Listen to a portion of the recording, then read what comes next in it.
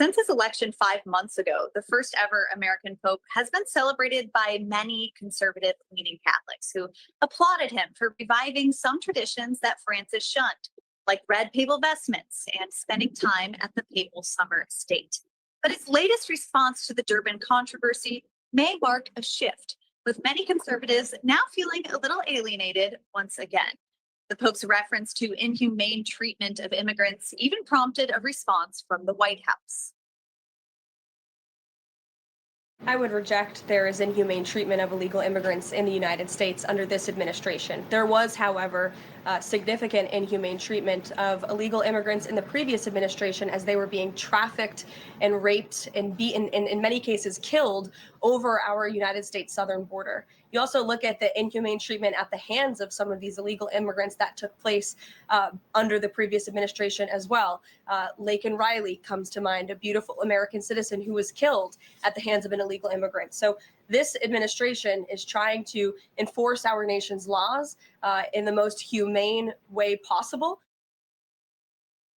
Now, it's worth noting that just hours after Pope Leo commented on the situation, Cardinal Cupich announced that Senator Durbin has declined the award. And there's a lot of speculation on what actually took place here, but it's not exactly erasing the shift in sentiment that some may be feeling.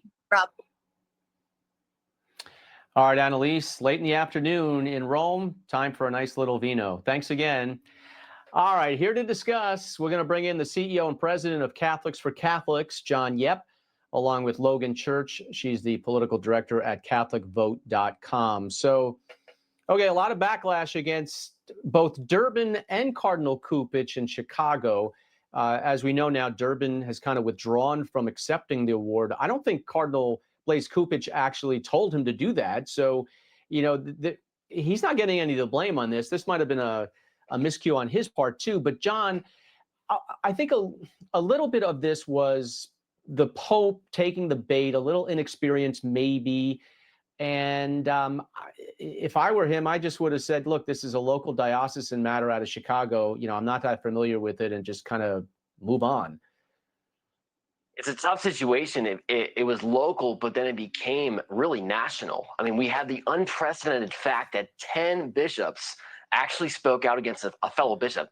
If you're not familiar with Catholic world, that almost never happens, right? So, you know, the collective Catholic community here in the United States understood that this was completely absurd and wrong, that a cardinal would give an award to someone who had for 40 years, as the Pope said himself, had been promoting pro-abortion policies. So it became national and ultimately international with the Pope's response.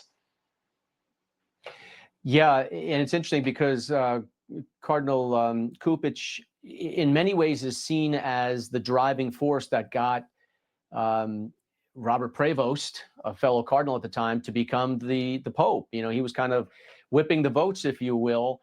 And as you mentioned, you know, there were 10 bishops, very rare. But the retired Archbishop Joseph Neumann of Kansas City said of the scandal that, quote, dialogue does not require giving awards to Catholic political leaders who disregard the most fundamental of human rights, the right to life of the unborn. Thomas Pabrocki, who is the Bishop of Springfield, Illinois, so within Cardinal Cupich's own state, he took a shot at the Cardinal, and that is unusual, Logan.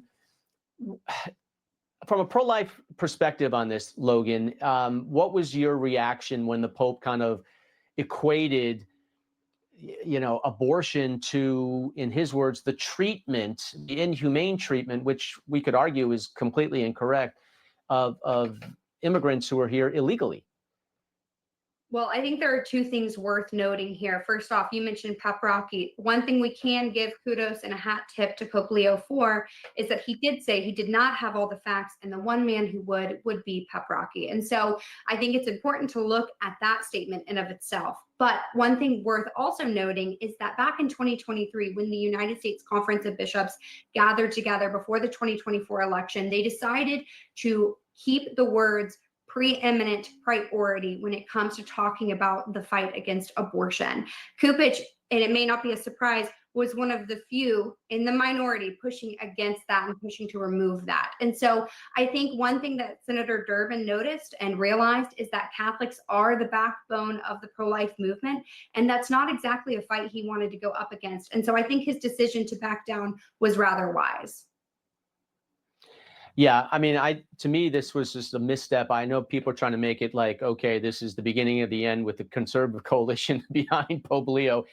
Let's just see where he goes. He hasn't even made any real appointments yet. I think a lot of the people are still holdovers from Francis. So we'll see where he takes his pontificate, but it is still very early. John Yep, Logan Church, thanks so much.